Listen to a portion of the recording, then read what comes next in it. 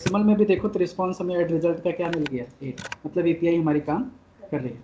अब हमें इसको टेस्ट करना है, तो ये प्रॉपर काम कर रहा है, बट हमें इस पे असर्शंस यूज करने हैं। तो सबसे पहले हमें सारे असर्शंस को समझना चाहिए कि कौन कौन सा असर्शंस कब लगाना चाहिए, पर्पज क्या है सारे असर्शंस का। तो यहाँ से प्लस आइकन, तो असर्शन यूज करने के लिए नीचे असर्शन ऑप्शन पे जाना है और प्लस पे यूज करना है। तो ये सारे के सारे असर्शंस के ऑप्शन आपके पास आ गए। तो रिसेंटली जो आपने यूज किया होगा वो लिस्ट में यहाँ आएगा, बाकी आपके नहीं तो सारे यहाँ पे है। तो सबसे पहला असर्शन हमारे पास है, लेट्स से प्रॉपर्टी कंटेंट्स। तो यहाँ से अब कंटेंट्स की बात करें, फिर से जाओ ये कंटेंट्स। तो कंटेंट्स जैसे आपने जावा में यूज़ किया था, एक्सपाथ में यूज़ किया था, तो कंटेंट्स लगा था, तो मतलब ये कंटेन करना चाहिए कहीं पे भी, तो कहीं पे भी कंटेन करना चाहिए, दैट्स इट, राइट। तो जैसे अगर मुझे कंटेन लगाना है तो मैंने रिस्पॉन्स में गया, ऐड किया और इसको बता दिया कि इसको 8 मिलना चाहिए, दैट्स इट, कहीं पे भी 8 आना चाहिए। तो यहाँ से जैसे मैंने ओके करूँगा तो ये देखो अब पास हो गया, तो मतलब इसको 8 मिला, कहाँ मिला, सही है।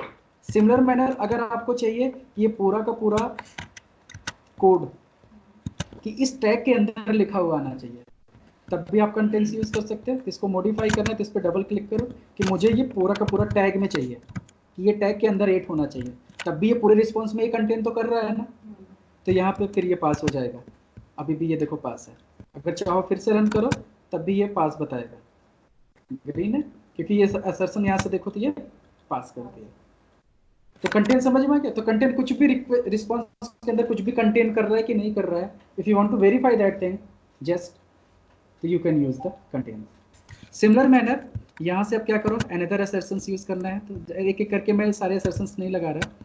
फिर प्रॉपर्टी में जाओ, दूसरा आता है नॉट कंटेंट। अगर आपको लगाना है कि ये कंटेंट नहीं होना चाहिए, नेगेटिव, तो आप नॉट कंटेंट यूज कर सकते हो, कि जैसे मैंने यहाँ पे लिखा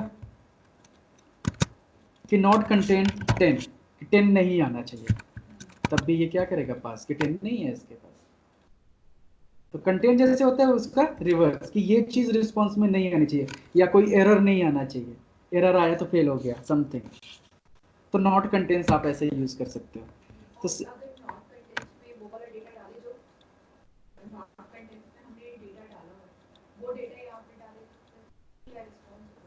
नहीं समझ में आया, जो कंटेंट्स है वो नॉन कंटेंट्स में डाले तो फेल होगा, तब तो फेल हो जाएगा ना, क्योंकि अगर वो करना है तो जैसे सपोज करो कि मैंने 8 डाल दिया, अब 8 तो कंटेन कर रहा है ना, तो यहाँ से रन करो तो फेल हो जाएगा, क्योंकि भाई नॉट कंटेन का मतलब ये नहीं होना चाहिए। ठीक है, तो ये मैं डिलीट करते चल रहा हूँ वैसे साथ के साथ। अब फिर से और नेक्स्ट असेसन पे चलते हैं। तो नेक्स्ट असेसन क्या कहता है, एक्स पाथ मैच। तो एक्स पाथ इसे सबसे फेवरेट कॉन्सेप्ट है, कि अगर किसी भी नोड पे, क्योंकि ये एक्सएमएल है, एक्सएमएल में किसी भी एक्सएमएल का जो एक्स पाथ होगा, कोई भी लाइन का एक्स पाथ हम निकाल सकते हैं, क्योंकि एक्सएमएल है, एक्सएमएल पाथ ही हमारा एक्स पाथ होता है। तो एक्स पाथ से हम किसी भी नोड को, किसी भी एलिमेंट के डेटा को वेरीफाई कर सकते हैं। और सबसे बेस्ट पार्ट क्या है इसमें एक्स पाथ लगाना, क्योंकि ये बने बनाए फीचर है, तो हम अपने को ज़्यादा दिमाग नहीं लगाना है। तो यहाँ से जैसे सपोज करो कि मुझे वेरीफाई करना है कि ये 8 आए बट किस टैग में आए, एक्स पाथ के थ्रू निकालना है। तो यहाँ से मैंने एक्स पाथ लगाया और ऐड किया, और यहाँ से ऑप्शन आता है। तो सबसे पहले एक एनएस होता है, एनएस मतलब क्या होता है, नेम स्पेस, ठीक है। तो एनएस का मतलब होता है सोप में नेम स्पेस, इस पर क्लिक कर दोगे तो ये जनरली नेम स्पेस, ये जो है तुम्हारा डिक्लेयर नेम स्पेस सोप, ये तो नेम स्पेस का मतलब हो गया कि अभी दिखाता हूँ कि पर्टिकुलर जैसे ये रिक्वेस्ट आई एक्सएमएल, तो एक्सएमएल एनएस ये इसका क्या है, नेम स्पेस सोप, तो ये इसके अंदर वैल्यू ये है। तो अगर ये भी कभी वैलिडेट करना है तो ये भी आप यहाँ से डायरेक्ट एनएस डाल दो, तो ये चीज़ भी हेडर वैलिडेट कर देगा एक तरीके से नेम स्पेस, प्लस यहाँ से ऑप्शन आता है कि एक्स पाथ लगाने का। इस पर जैसे क्लिक करोगे ये पूरा का पूरा रिस्पॉन्स का स्ट्रक्चर दे दिया, कि सबसे पहले इन्वॉल्व था, उसके अंदर बॉडी थी और उसके अंदर मैसेज है, तो मैसेज के अंदर ये नोड है, उसके अंदर ये है। तो मुझे एक्स पाथ किस पे लगाना है, लेट्स से ऐड रिजल्ट 8 पे, तो यहाँ से ओके कर दो, तो ये हमारा एक्स पाथ बन गया। तो जनरली इसने डिफाइन किया NS1, कि पहले नोड को इसने बताया कि पहला जो नोड था NS1 हो गया, तो ऐड रिस्पॉन्स करके है, उसके अंदर जो पहला नोड है ऐड रिजल्ट, उसका पहला वैल्यू, ऐड रिजल्ट एक ही है, तो ये 0 से नहीं चलता है, एक्स पाथ आपको पता है 1 से चलता है, तो यहाँ से पहला नोड की वैल्यू 8 होनी चाहिए। तो डायरेक्ट यहाँ से हम सीधे सीधे एक्स पाथ लगा सकते हैं डायरेक्ट सेलेक्ट करके कि किस नोड की वैल्यू क्या होनी चाहिए। तो यहाँ से मैंने चूज किया 8, तो मतलब ये पास एक्स पाथ मैच। अगर ये आपको फेल करना होता तो एट दैट मोमेंट अगर यहाँ पे आप 10 कर दिए तो ये मैच नहीं करेगा 10, तो ये फेल हो जाएगा, क्योंकि नहीं वहाँ 80 है। तो एक्स पाथ सबसे ज्यादा आसान है कि कुछ भी चेक करना है, अगर मल्टीपल एक्स पाथ भी लगाना है तो आप मल्टीपल भी लगा सकते हैं कि मान लो एक रिस्पॉन्स में मल्टीपल वैल्यूज आ रही हैं तो मल्टीपल एक्स पाथ लगा दो, सबको वेरीफाई कर लो कि किस नोड में किस पर्टिकुलर यहाँ पे टैग के अंदर क्या आना चाहिए। क्योंकि जब भी आप एक्स पाथ यहाँ से लगाओगे, क्योंकि आपके पास ये ऑप्शन तो पूछेगा ही ना, तो आप जब एक्स पाथ में जाओगे तो ऐसे मल्टीपल आएंगे, मल्टीपल लगा सकते हो आप सिलेक्ट कर करके, वैसे हमारे प्रोजेक्ट के एलिमेंट वगैरह जैसे सेलेनियम में करते हैं। तो सिंपल लॉजिक है, तो एक्स पाथ लगाना बहुत आसान है और अपने को दिमाग में। तो अगर आपको डायनेमिक में बनाना है तो आपको जैसे पता है एक्स पाथ बनता है, सेम तरीके से बना सकते हो, कंटेंट्स वगैरह फंक्शंस भी यूज कर सकते हो। बट यहाँ पे जरूरत नहीं पड़ती क्योंकि वो सारे ऑप्शंस ने पहले ही दे रखे हैं, contents, not contents, normal x path, सारी चीज के। ठीक है, तो वन क्लिक में ये सारे काम हो जाएगा। तो ऐसे ही यहाँ पे अब देखो और भी एसर्शंस, 3 एसर्शन समझ में आ गए। तो अब नेक्स्ट एसर्शन की बात करो, एक्स पाथ इक्वल्स। अब आपको डिट्टो कंपेयर करना है कोई चीज कि क्या होना चाहिए, एग्जैक्ट मैच। तो इक्वल टू में जाओ और ओपन करो, तो ये कहेगा कि टेक्स्ट, कोई प्रॉपर्टी करनी कि टेक्स्ट। अब टेक्स्ट में डिट्टो मैच क्या करना है, तो टेक्स्ट कंपैरिजन है और इक्वल है। तो इक्वल का मतलब ये हो गया कि इसको हमें पूरा का पूरा रिस्पॉन्स वैलिडेट करना होगा कि क्या ये पूरा का पूरा है। क्योंकि अगर सिंपली 8 पास करके अगर आप देखो यहाँ से, तो टेक्स्ट इज इक्वल टू हमने 8 दिया। अब इग्नोर केस भी है, अगर कोई टेक्स्ट दे रहे हो केस इग्नोर करने हैं तब भी आप कर सकते हो। तो यहाँ से जैसे आपने इसको रन किया तो ये एक्स पाथ कहाँ गया, लगा नहीं क्या, कौन सा हमने चूज किया था,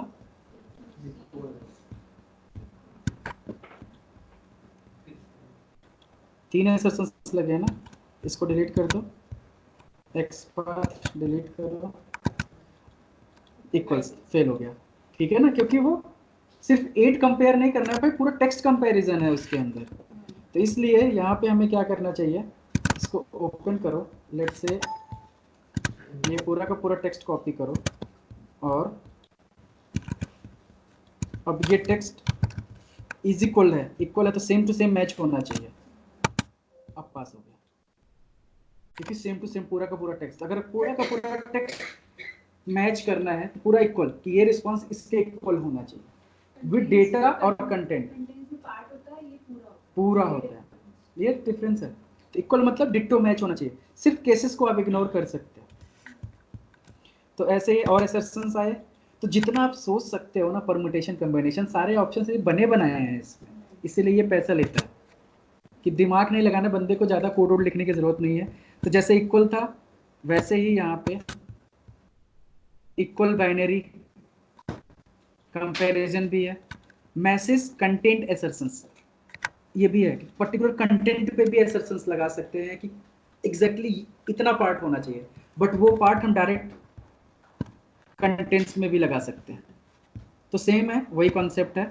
इसके बाद एक्स क्वेरी मैच, ये एक्स क्वेरी मैच जो होता है, कभी कभी एपीआई के बहुत सारे फॉर्मेट होते हैं, जैसे एक्सएमएल भी है, एक्सएमएल एक फॉर्मेट होगा, ऐसे डिफरेंट डिफरेंट फॉर्मेट में कोई क्वेरी भी मैच करनी है तब भी हम कर सकते हैं। इनवैलिड वैलिड एचटीटीपी कोड जैसे 200 आ रहा है, ठीक है, इसका बेनिफिट क्या है कि इसमें आप मल्टीपल कर सकते हो, कि जैसे मान लो 200 भी आना चाहिए और साथ में और भी स्टेटस कोड आपको लगाना है, तो आप यहाँ पे लगा सकते हो कॉमा सेपरेटेड, कि ये आए या ये आए या इसमें से कोई भी आए या ये सारे आए तब भी पास हो जाए। तो आप एचटीटीपी कोड को भी ऐसे वैलिडेट कर सकते हैं। नेक्स्ट है आपके पास कि अगर आपको नेगेटिव वैलिडेशन करना है एचटीटीपी कोड के, तो यहाँ पे ये इनवैलिड एचटीटीपी की स्टेटस कोड, तो ये इनवैलिड का भी वेरीफाई कर सकता है कि मतलब कि 500 नहीं आना चाहिए, 400 नहीं आना चाहिए, तो ऐसे आप लगा के यहाँ पे 500 400 ये सब भी पास कर सकते हैं। ये नेगेटिव वैलिडेशन के लिए हो गया। फिर उसके बाद है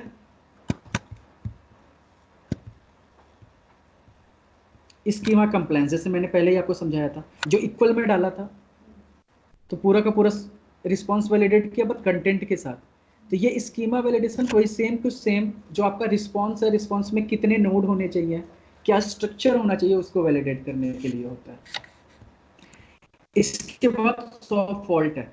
सॉफ्ट फॉल्ट का मतलब ये हो गया कि validate the last receive message is not a soft fault applicable to the soft step, मतलब कि जैसे अगर इसमें कोई वैल्यू नहीं पास करते, कैंसिल करो, जैसे अगर मान लो इसमें कोई वैल्यू नहीं पास कर रहे हैं और रन कर दिया, तो यहाँ पे फॉल्ट कोड आ रहा है ना, सॉफ्ट फॉल्ट लिखा हुआ, तो इसकी असर्शंस के लिए कि अगर आपको ये चेक करना कि सॉफ्ट फॉल्ट आ रहा है कि नहीं आ रहा है, तो सॉफ्ट फॉल्ट आ रहा है तब भी वैलिडेशन है, और सॉफ्ट फॉल्ट नहीं आ रहा है तब भी वैलिडेशन है। तो इन दोनों टाइप के असर्शंस के लिए ये कॉन्सेप्ट यूज होता है कि अगर हम वैल्यू नल पास करते हो उस केस में सॉफ्ट फॉल्ट आना चाहिए कि नहीं आना चाहिए। सर ये जो स्कीमा आता है जो है, तो रियल टाइम में तो स्कीमा का पूरा कोड दिया रहता है ना, पूरा तो वही उठा के पेस्ट करना है। राइट, स्कीमा मतलब पूरा का पूरा रिस्पॉन्स है। स्कीमा का मतलब हो गया कि पर्टिकुलर स्ट्रक्चर क्या है उस रिस्पॉन्स का, स्ट्रक्चर वैलिडेट करना, और अगर पूरा डेटा भी मैच करना है तो सीधे इक्वल लगा दो। तो यही सॉफ्ट नॉट सॉफ्ट फॉल्ट और सॉफ्ट फॉल्ट ये हो गया।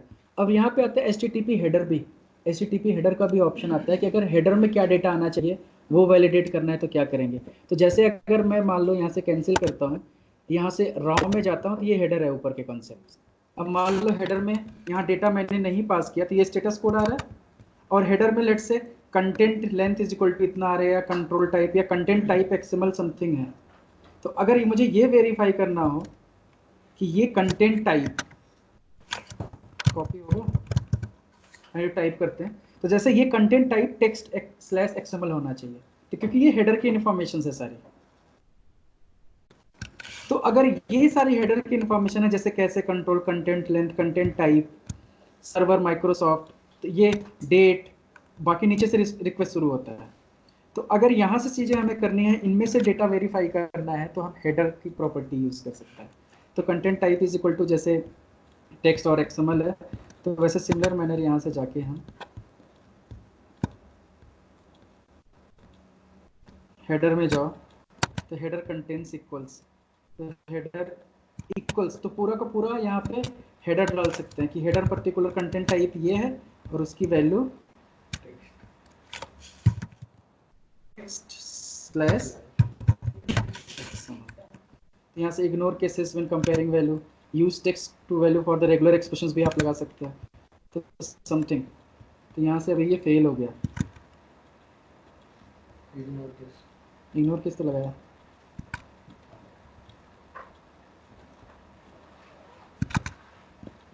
कंटेंट हाइफन टाइप की जरूरत नहीं पड़ती वैसे।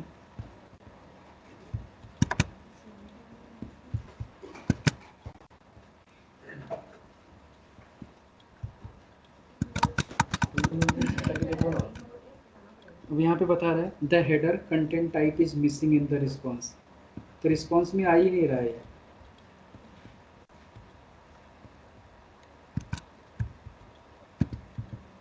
रिस्पॉन्स में नहीं आ रहा। तो ये रिस्पॉन्स में चेक कर रहा है कि कभी कभी हेडर की भी इंफॉर्मेशन यहाँ पे आती है कि अगर हेडर पास करते हो तो हेडर के भी क्या बोलते हैं प्रॉपर्टीज वैल्यूज यहाँ पे आती हैं, तो रिस्पॉन्स में नहीं है, तो ये रिस्पॉन्स में वैलिडेट कर रहे हैं, तो इसलिए बता रहा है ऐसे। ऐसे एक सेशन और अगर सिर्फ हेडर को भी करना है तो वो भी हम कर सकते हैं, उसका भी ऑप्शन है हेडर एग्जिस्ट, था ना, स्पेस था कि नहीं पता नहीं, कॉलन स्लैश XML, तो पहले ऊपर वाला डिलीट करो, नहीं तो एक असर्शन, इसमें प्रॉब्लम क्या होता है असर्शन का, अगर एक ऊपर फेल हो गया तो नीचे नहीं चेक करता।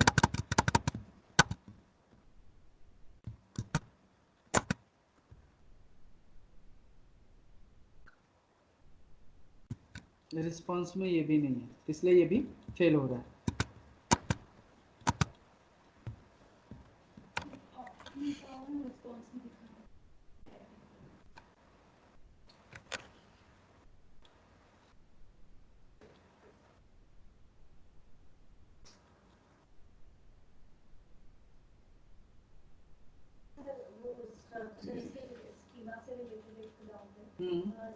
स्कीमा में कुछ ऐसे फील्ड्स होते हैं जो ऑप्शनल होते हैं, तो हम कोड में से उनको हटाकर चेक करें या फिर ऐसा कुछ ऑप्शन है जिसको ऑप्शनल फील्ड्स भी ऑप्शनल वैल्यूज को आप हटा सकते हो क्योंकि मैनुअली हटा के फिर कोड में हाँ मैनुअली हटा के डाल सकते हो क्योंकि और स्कीमा वैलिडेशन में यही है ना कि ऑप्शनल फील्ड अगर आपने नहीं पास किया तो वो रिस्पॉन्स में नहीं आना चाहिए। यस, क्योंकि मैंने लास्ट टाइम टेस्ट किया था तो मुझे और मैंने मैनुअली वो पूरा वेरीफाई किया था, ऐसे असर्शन लगाने को नहीं बोला था, मैनुअली किया था कंप्लीट।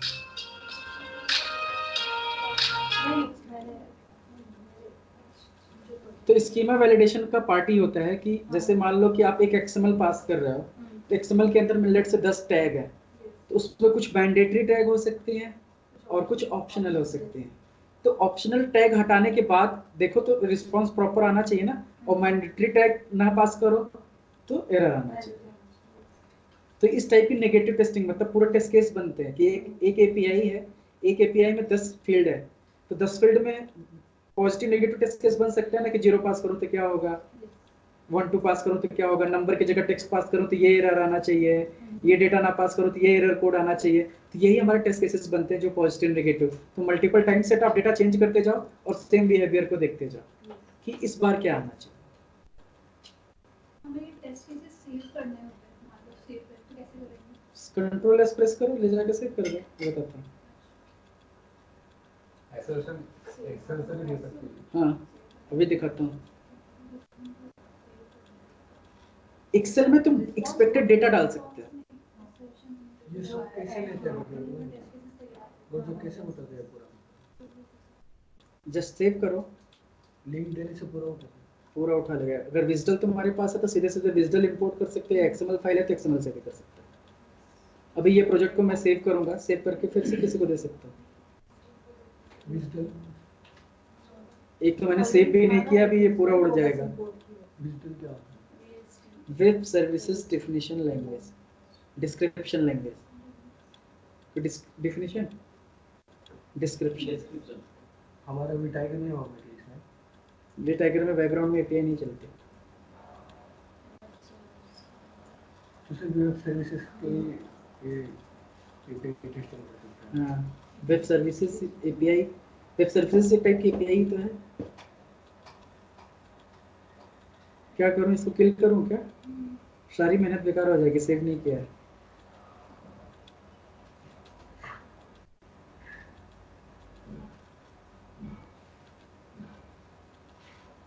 पहले पूछ लेते तो सेव करवा ले आता कम से कम। वैसे करना क्या अपन ने सेशन तो ऐसे मुझे तो डिलीट ही कर दिए, बस यही ऐड करना है HTTP और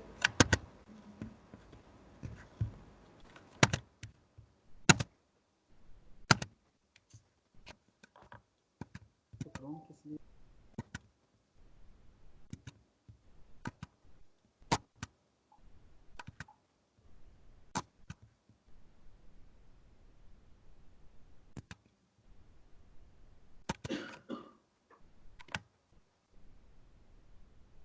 तो ऐसे बहुत सारे यूआरएल्स हैं मेरे पास डिफरेंट टाइप की एपीआईज के लिए। तो मोस्ट ऑफ द काम इससे होता है, API से होता है, लेकिन आपको तो आजकल सारे एपीआई बेस्ड प्रोजेक्ट बनते हैं एप्लीकेशन, इसीलिए एज ए मिडिल वेयर इसकी टेस्टिंग बहुत इंपॉर्टेंट है और ये बहुत कम टाइम लेता है टेस्ट होने में। तो मैनुअल एफर्ट तो जाता है, बट ऑटोमेट कर दो तो 1 घंटे में कम से कम 10,000 एपीआई टेस्ट कर लेगा ये पहले, क्योंकि 1 मिनट में, क्योंकि रिस्पांस किसका मिली सेकंड्स में होता है, तो 300 मिली सेकंड भी लिया तो 1 मिनट में सोचो कितने कर सकता है ये। कम से कम 200 एपीआई टेस्ट मार देगा 1 मिनट में। कितना लाइफ आसान है। सर विदाउट एक्सर्शन लगाते हैं response and status code he verify किया तो वो भी प्रॉपर टेस्टिंग है क्या? नहीं, क्योंकि स्टेटस कोड तो सिर्फ आपने चेक कर लिया, लेकिन एक्चुअल रिस्पांस क्या आना चाहिए, रिस्पांस में डेटा क्या आना चाहिए। हाँ वो दिया था, हाँ ये आना चाहिए, एक्सपेक्टेड आना चाहिए। हाँ तो असर्शन ही तो लगाना है। नहीं बट असर्शन नहीं लगाया था। नहीं तो फिर गलत है। गलत है ना? हाँ मतलब टेस्टिंग आपने प्रॉपर रिपोर्ट आपको दिख जाएगी, रिपोर्ट तो आपको दिख जाएगी पास पास पास, लेकिन उसने आपको चेक क्या किया, सिर्फ स्टेटस कोड। तो मैन्युअली, हाँ तो मैन्युअली आपने डेटा तो देख लिया होगा रिस्पॉन्स। हाँ, yes. हाँ तो ठीक है।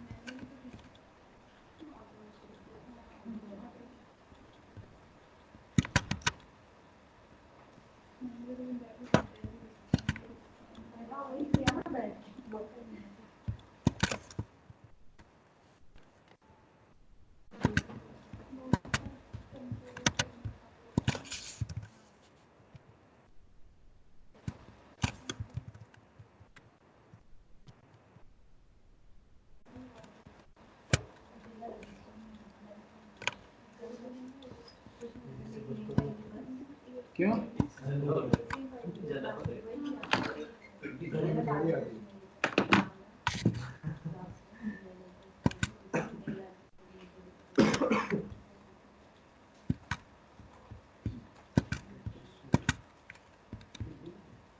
बंद कर दिया भाई, थोड़ा वहम में रहेगा थोड़ी देर।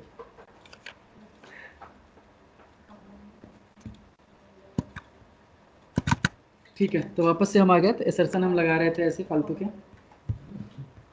तो लेट्स से फिर से एक रिक्वेस्ट रिस्पॉन्स भेज दिया। तो ये टेस्टिंग नहीं हुई क्योंकि इसमें असर्शंस लगाना था। तो काफ़ी असर्शंस हमने देखे। तो ऐसे ही हमारे पास ये सारे असर्शंस हैं, तो सारे असर्शंस हम यहाँ से लगा सकते हैं। ठीक है, अब बात करते हैं कि जैसे मान लो ये कुछ कंटेंट के लिए था कि प्रॉपर्टी ये कंटेंट कर रहा है कि नहीं हो रहा है। दूसरा है कॉम्प्लायंस स्टेटस एंड स्टैंडर्ड।